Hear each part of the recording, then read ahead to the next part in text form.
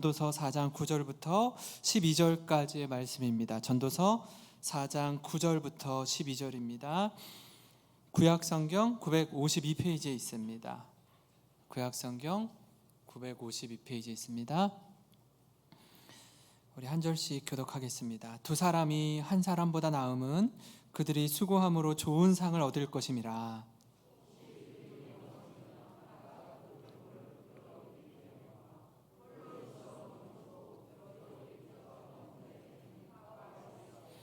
또 두 사람이 함께 누우면 따뜻하거니와 한 사람이면 어찌 따뜻하랴.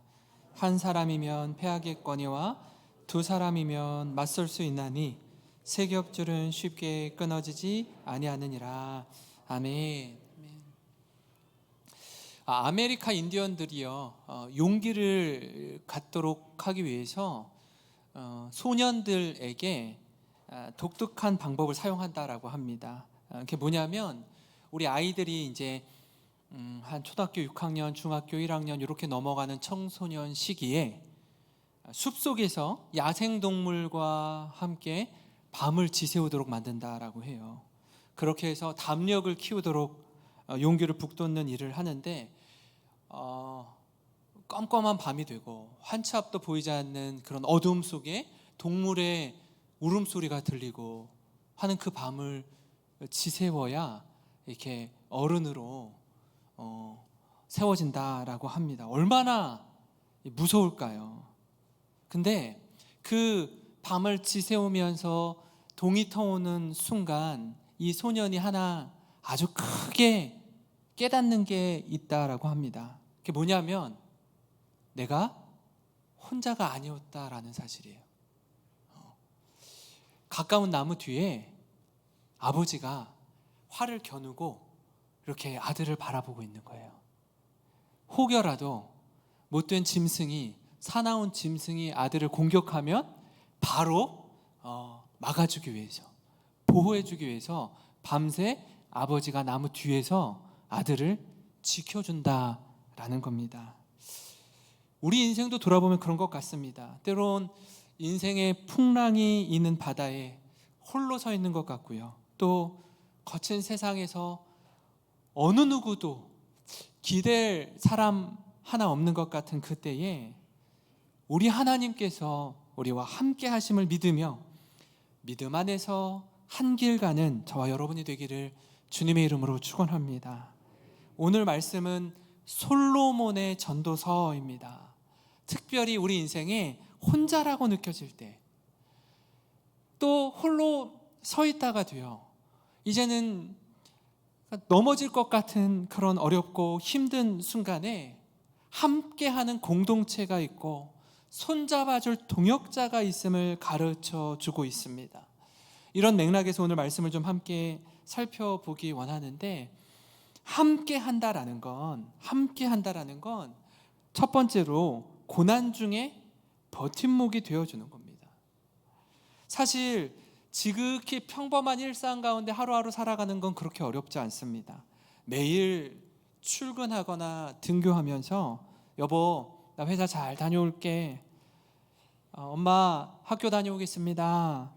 그렇게 회사와 학교를 다녀오는 일상은 극히 자연스럽습니다. 근데 때로는 그렇지 못한 경우가 있습니다. 뜻하지 않은 고난에 닥쳐서 홀로 된다는 건 무엇과도 비교할 수 없을 만큼 큰 고통과 아픔이 있습니다. 이때요, 이 힘들고 어려운 때에 누군가 곁에서 고난 중에 있는 자에게 버팀목이 되어준다는 거 너무나 중요합니다. 한자에 사람인 자가 있죠. 사람인. 이 사람이 서 있는 모양을 본떠서 만든 글자라고 합니다. 제가 이렇게 글자를 보니까 어떻게 보면 두 사람이 서로 기대고 있는 것 같은 모양이기도 하더라고요. 혼자서는 못 서 있는데 둘이 같이 서로 의지하면서 기대 있는 모습처럼 보이기도 합니다. 오늘 말씀 9절과 10절을 보시면 두 사람이 한 사람보다 나음은 그들이 수고함으로 좋은 상을 얻을 것임이라. 혹시 그들이 넘어지면 하나가 그 동물을 붙들어 일으키려니와 홀로 있어 넘어지고 붙들어 일으킬 자가 없는 자에게는 화가 있으리라. 저는 이 말씀을 묵상하면서 그 아프리카 속담이 하나 생각났습니다. 빨리 가려면 혼자 가고 멀리 가려면 함께 가라. 빨리 가려고 하면 혼자서 가고 멀리 가려면 같이 가라는 건데요. 이게 무슨 뜻이냐 하니까 멀리 가려면 사막을 지나고 정글을 지나가야 되는데 그러다 보면 사나운 짐승을 만나게 된대요.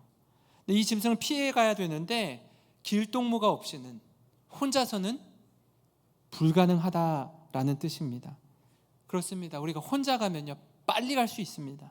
내가 원하는 대로 내가 하고 싶은 것도 마음껏 할 수 있습니다. 근데 함께 가려면요 나 자신 외에 다른 사람을 이렇게 돌봐야 하고 살펴야 합니다. 아무래도 혼자 가는 것보단 더딜 수밖에 없습니다. 이때 참 중요한 사실이 있는데 그게 뭐냐면 내가 넘어졌을 때, 내가 자빠질 때 누군가 잡아줄 사람이 있다라는 거예요. 혼자서는 역부족인데 누군가 내 손을 잡아줄 사람이 있다는 건 또 다른 겁니다. 고난 중에 버팀목이 되어주는 겁니다. 이 팔이나 다리가 부러지면 부목이라는 걸 댑니다. 이 뼈가 더 이상 이렇게 흔들리거나 뒤틀려지지 않도록 부러진 뼈가 붙을 때까지 부목을 대고 깁스를 합니다. 붙을 때까지 시간이 필요해요. 시간이. 단숨에 낫질 않습니다. 그 시간을 곁에서 묵묵히 견디어주는 겁니다. 함께 해주는 거예요. 사랑하는 성도 여러분, 우리 주위를 한번 돌아와 보기를 원합니다. 혹 우리 가족 중에 이런 도움이 필요한 분이 계십니까? 아니면 우리 성도님들 가운데 내가 이분의 버팀목이 되어주리라 하는 분이 계십니까? 아니면 여러분이 누군가 내게 버팀목이 되어줬으면 좋겠습니다. 저 지금 너무 힘들어요 하는 분 계십니까? 그렇다면 아프면 아프다고, 힘들면 힘들다고 말하는 용기가 필요합니다. 우린요 이런 부분에 있어서 아주 어릴 때부터 자신의 약함과 아픔을 표현하는 것에 있어서 교육을 잘 받지 못했습니다. 그렇게 하면 사람들이 우리를 무시하고 함부로 대하니 아무리 힘들어도 아무리 어려워도 티내지 않고 버텨야 된다는 식이에요. 남자가 왜 울어? 막 이런 식 있잖아요. 어디서 울어? 힘들고 아픈데 울지 말라는 거예요. 이를 악물고 견디라는 겁니다. 아니요. 정말 힘들 때는 힘들다고 말씀하시기 바랍니다. 그럴 때 서로가 서로에게 도움이 되어주는 겁니다. 우리 교회와 성도들의 가정 안에 연약함을 받아줄 수 있는 그대로 용납해 줄 수 있는 그런 포용력이 있기를 원합니다. 교회 성도들이, 우리의 가족 구성원들이 그걸 용납해 주는 공동체가 되어야 말할 수 있어요. 말할 수 있어요. 그런 말 했는데 남자가 왜 울어? 그런 것 갖고 울어? 뭐가 힘들다고 그래? 나는 더 힘들었어. 이러면요 받아줄 수가 없어요. 말할 수가 없어요. 제가 한번 지난 교회에서 중등부 사역을 할 때 부장님이랑 이런저런 식사하면서 얘기를 하다가 이런 이야기를 한 게 생각이 나더라고요. 이분이 7살 때 아버지가 돌아가셨대요. 7살 때. 그러니까 아버지 없이 자란 거죠. 열심히 일해서 좋은 직장에 들어가고 이렇게 잘 지내시는 분이었는데 이분의 마음 가운데 한 가지 있었던 생각은 뭐냐면 회사의 직원 가운데 직원의 아버지가 돌아가시거나 어머니가 장례가 있잖아요. 그러면 이분들 마음에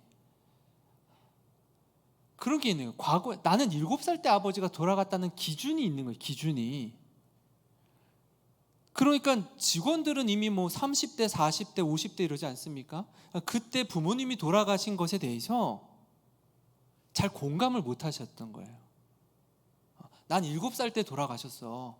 야, 너는 30살, 40살, 50살에 아버지 어머니가 돌아가셨으면 넌 감사한 거야. 난 얼마나 힘들었는지 알아?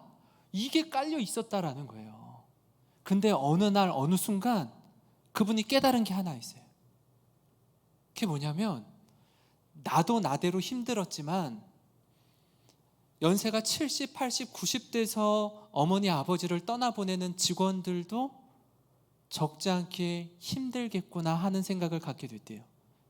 그게 뭐였냐면, 나무와 나무를 본드를 붙여서 이렇게 붙이잖아요. 붙였다가 얼마 되지 않아서 딱 되면요, 되게 빨리 떨어져요. 빨리.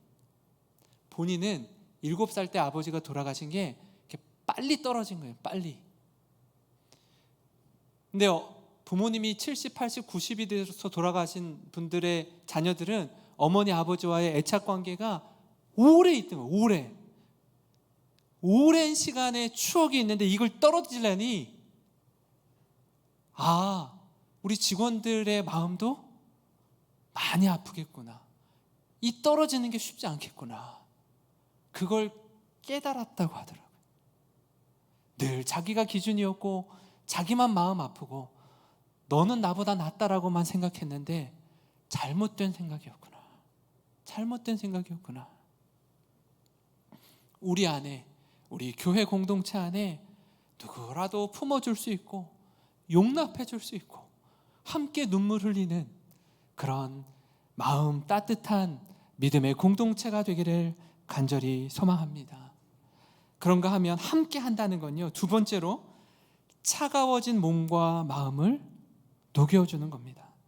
사람은요, 홀로 있는 시간이 있고 함께 하는 시간 둘 다 필요합니다.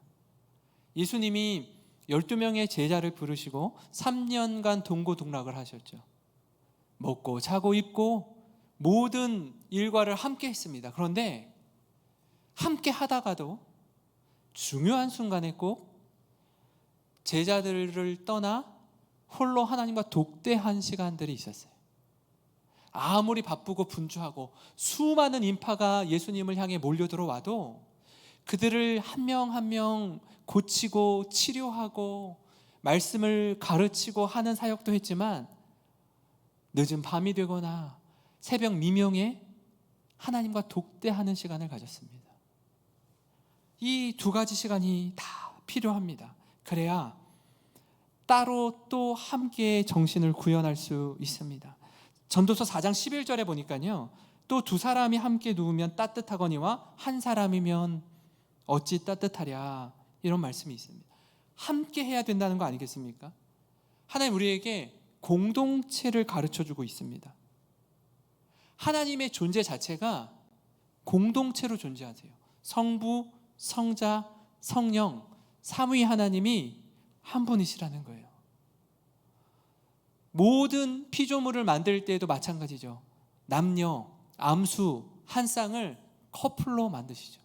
그분이 공동체로 존재하시기 때문에 우리에게 가정이라는, 부부라는 선물도 하나님께서 주신 신적 기관이라는 겁니다. 하나님의 형상대로 남자와 여자를 만드시고 서로 돕는 배필로, 헬퍼로 서로가 서로를 돕고 의지하도록 살라고 배필을 허락해 주셨습니다. 제가 말씀을 묵상하면서 이런 이야기가 생각나더라고요. 썬다싱이라는 사람이 네팔의 한 산지를 지나고 있었는데 순간 너무나 엄청난 눈보라가 몰아치는 거예요. 그러던 중에 한 사람을 만나요. 어디로 가십니까? 가는 방향이 같아서 둘이 같이 걸어갑니다. 걷다가 그 눈보라에 쓰러진 노인 한 사람을 발견하게 됩니다. 썬다싱이 보고 그 동행하는 사람에게 우리 이 어르신을 좀 부축하고 함께 갑시다, 이렇게 제안해요. 근데 함께 걷던 사람이 무슨 소리 하냐고, 잘못하다간 우리 다 얼어 죽을 수 있다고, 나는 먼저 혼자 갈 테니 당신이 데리고 가든 어떻게 하든 알아서 하라고. 그리고 혼자 먼저 가죠. 썬다싱이 노인을 부축하고 등에 업고 걸어갑니다. 너무나 힘이 드는 거예요. 축 처진 몸을 이끌고 이렇게 부축하고 가자니 땀이 나기 시작하죠. 땀이 나니까 이 어르신의 몸이 점점점 녹기 시작하는 겁니다.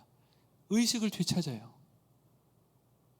그래서 이 둘이 살아서 마을로 들어가게 됩니다. 근데 마을 입구에 한 사람이 쓰러져 있는 거예요.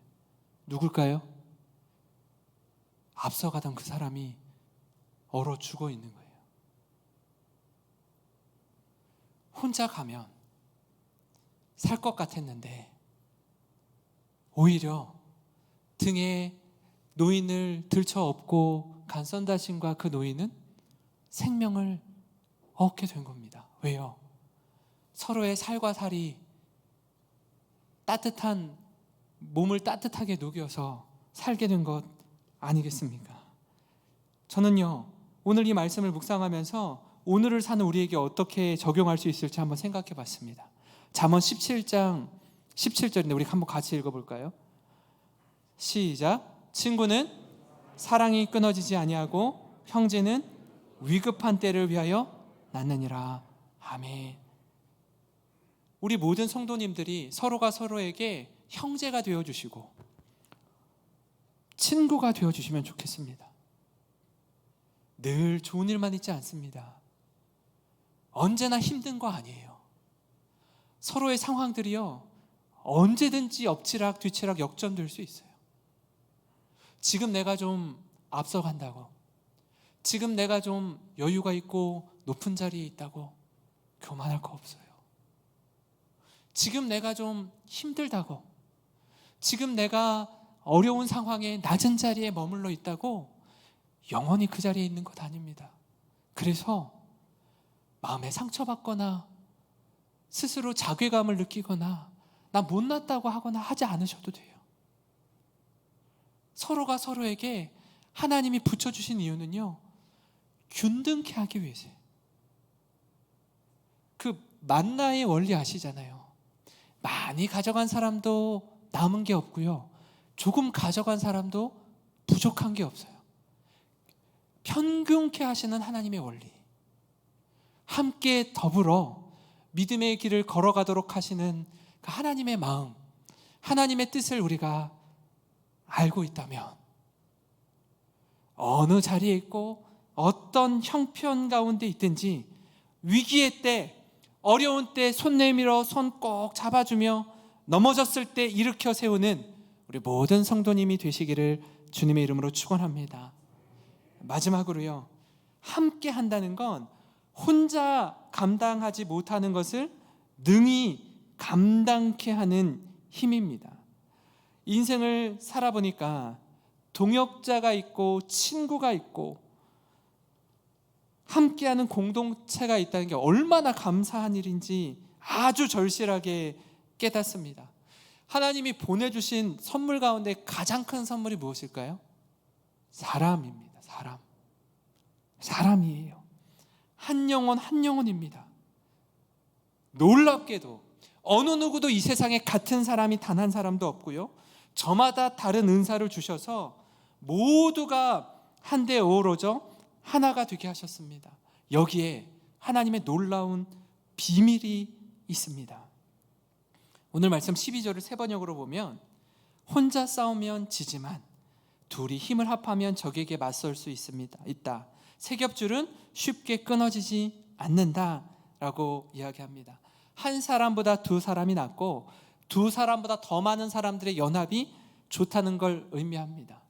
제가 그 가을, 겨울 이렇게 넘어갈 때 우리 바다가 여기 가까이 있다 보니까 기록이 날아가잖아요. 기록이 끼룩끼룩하고 날아갈 때 저는요, 그 기러기들을 볼 때마다 되게 가슴이 웅장해져요.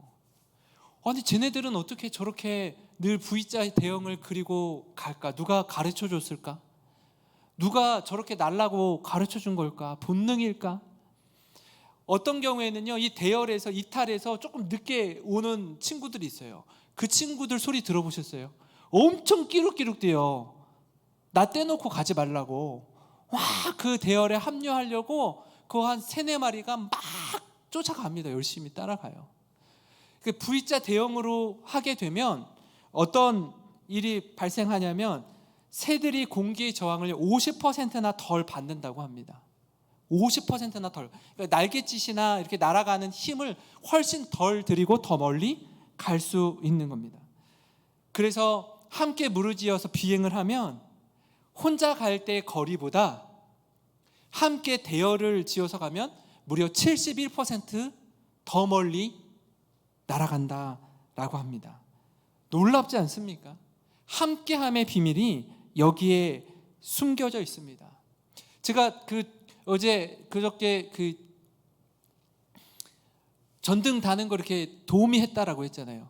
저희는 이제 3인이 1조가 돼서 같이 이렇게 다녔는데 그 3명이요 다 필요한 사람인 거예요. 3명 중에 한 사람이라도 빠지면 일이 훨씬 더뎌지고 훨씬 힘들어져요. 그래서 제가 조수를 했지만 이 조수가 얼마나 중요한 역할인지 제 스스로 그래 내가 지금 잘하고 있어. 내가 더 열심히 더 신속하게 정확하게 뭐 달라고 할 때 딱 준비하고 있다가 탁탁탁 건네주는 이 별거 아닌 것 같은데 그 자리가 얼마나 이렇게 그 힘이 있고 자신감을 가지고 책임감을 가지고 하는 자리인지 모릅니다. 손흥민 선수가 작년 올해 해서 프리미어리그 공동 득점 왕을 차지했는데요. 이 친구가 인터뷰할 때마다 하는 말이 있어요. 아버지가 가르쳐준 얘기인데 제가 이렇게 득점 왕이 되거나 득점을 할 수 있게 되는 건 우리 선수들과 함께하기 때문입니다. 수비수, 중앙의 미드필더가 잘 받쳐주고 있기 때문에 제가 골이 저에게까지 공이 연결되어서 골을 넣을 수 있지, 그렇지 않으면 이 자리에 설 수 없습니다. 한번 생각해 볼까요? 프리미어리그 그 토트넘이라는 팀에서의 팀워크와 국가대표 팀워크는 사실 서로 맞지 않아요. 그래서 한동안은요 국가대표 팀에 와서 손흥민 선수가 뛸 때 공격수인데 수비수 자리까지 와가지고 온 동네방네를 다 휘젓고 뛰어다니는 거예요. 그래서 사람들이 궁금하게 생각했어요. 아니 이쪽 팀에서는 프리미어리그에서는 그렇게 골을 잘 넣는데 왜 국가대표에 와서는 공격수 자리에 있지 않고 수비수까지 내려오냐고. 왜 내려올까요? 수비가 안 되는 거예요. 수비가 안 되니까 자기가 수비수 역할도 같이 해주면서 공격수를 하려니 힘들어서 골을 못 넣는 거예요. 수비가 안 된다는 건 뭐예요? 계속 수비가 안 되면 수비수에서 중앙에서 공격수로 공이 오지를 않아요. 아무리 공격수 자리에 있어도 공을 주지를 못해요. 그러니 저 밑으로 내려가는 거예요. 골을 넣을 수 있는 건 수비수와 중앙 공격수들이 차근차근 빌드업을 해서 와야 자기한테 공이 오지, 여기서 안 되면 뚫리면 계속 수비만 해야 돼요. 함께하는 비밀이 여기에 있습니다. 혼자라면 결코 하지 못할 일을 함께하기 때문에 기쁨으로 감당하게 되는 겁니다. 로마서 12장 15절 굉장히 유명한 말씀이에요. 함께 울고 함께 웃는 공동체. 우리 한번 읽어볼까요? 시작. 즐거워하는 자들과 함께 즐거워하고 우는 자들과 함께 울라. 아멘. 누가 잘 되면 여러분 정말 기뻐해 주시면 좋겠습니다. 누가 어려움 가운데 곤란한 상황에 처하면 함께 울어주세요. 사람이 얼마나 마음이 그런지 우는 자리, 슬픔의 자리에는요 함께 해주는 게 더 쉬운 것 같아요. 사실 누가 잘 되잖아요. 누가 정말 좋은 일이 생기잖아요. 그 기뻐해 주는 거를 힘들어하는 사람들이 더 많더라고요. 사촌이 땅을 사면 사촌이 땅을 사면 배가 아프다라는 속담이 있잖아요. 기뻐해 줘야 되는데 배가 아픈 거예요. 배가 같이 기뻐해 주는 게 힘든 거예요. 힘든 거예요. 제가 신학대학원 다닐 때 긴팔 때 있어요. 긴팔 때 한 친구가 아주 작은 개척교회 전도사로 있다가 사랑의 교회 전도사로 부임이 된 거예요. 이렇게 사랑의 교회 전도사로 합격이 됐어요. 근데 제가 그 친구를 막 이렇게 되게 축하한다고 가서 사역 잘하라고 막 이렇게 했거든요. 주위에 많은 사람들이 야, 네가 뭐 한다고 사랑의 교회 가냐? 그거 진짜야? 합격한 거 진짜 맞아? 네가 나보다 잘난 게 없는데 어떻게 거기에 합격했어? 이 지금 누가 얘기하는 거냐면 신학대학원 전도사 친구들이 하는 얘기예요. 그걸 기뻐해 주지 못하더라고요. 셈이 나는 거예요. 셈이. 내가 너보다 훨씬 나은 것 같은데 내가 거기 못 가는데 네가 가네? 여러분 정말 함께 기뻐해 줄 수 있는 거,